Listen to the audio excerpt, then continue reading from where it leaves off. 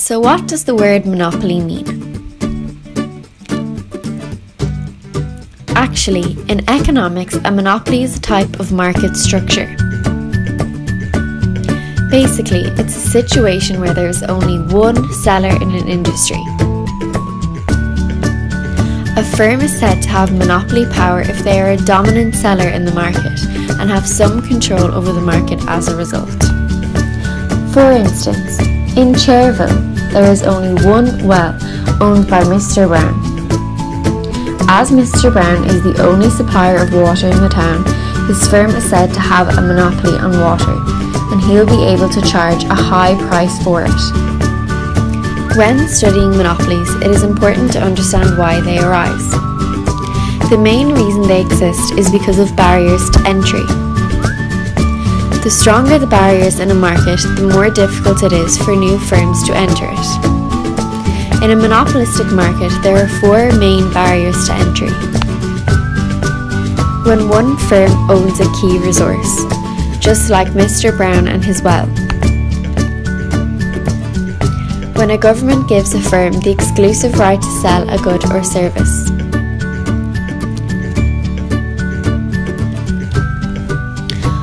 For example, in Sweden, alcohol is sold only by a state-owned monopoly because the government believes it is in the interest of public health. The government can also create monopolies through patent and copyright laws. When there is a natural monopoly, this is when one single firm is able to supply a good or service to the market at a lower cost than two or more firms could. This is due to economies of scale. When a firm grows through merger or acquisition. When firms in an industry merge, there will be fewer individual firms in the market. As a result, one firm may develop monopoly power. The welfare cost of monopoly. Is a monopoly a good way to organise a market? Well,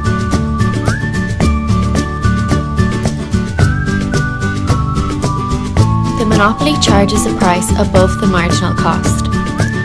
From consumers' point of view, the high price makes monopoly undesirable. However, from the standpoint of owners of the firm, the high price makes monopoly very desirable because they earn large profits.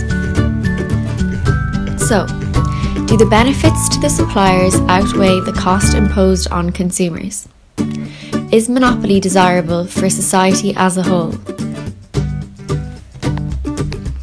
The answer is no. The desirable outcome in a market is to reach equilibrium of supply and demand. Monopoly firms do not achieve this, meaning they use their resources inefficiently and are undesirable.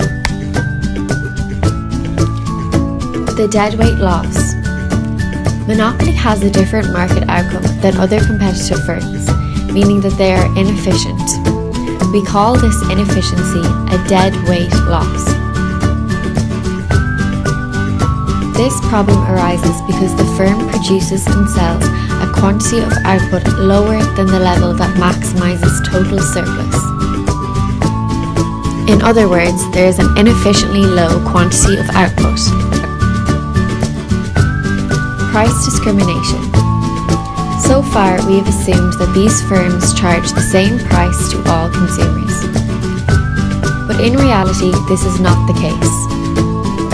Firms sometimes try to sell the same good to different customers for different prices.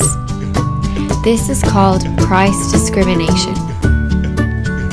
The idea is that every consumer pays the highest price that they are willing to pay. If a firm can achieve this, they can make big profits. In order to carry out price discrimination, there is two things a firm must have. 1. Monopoly power. They must have some control over market prices. 2. Knowledge. They must be able to categorise their customers based on their ability to pay. You might be surprised to hear that price discrimination is actually good for the economy. For example, If a bus service charges every customer €3, some customers won't be able to afford it, so they won't be able to ride the bus. But if they price discriminate, every customer can afford to ride the bus and the outcome is efficient. Public policy towards monopoly. Overall, monopolies can be very inefficient with resources, and so sometimes the government needs to take action. They can do this in a few different ways. Firstly, by trying to make monopolised industries more competitive. They do this by acting against cartels and collusion. By regulating the behaviour of the monopolies. The government strictly regulate prices. By turning some private monopolies into public enterprises. For example, they run it themselves. By doing absolutely nothing. Some people think the government should not interfere with the markets at all. So, to sum it up, these firms act very differently from competitive firms. Although true monopolies are very rare, many firms do have monopoly power. So now you see, there's a lot more to monopoly than hotels and houses.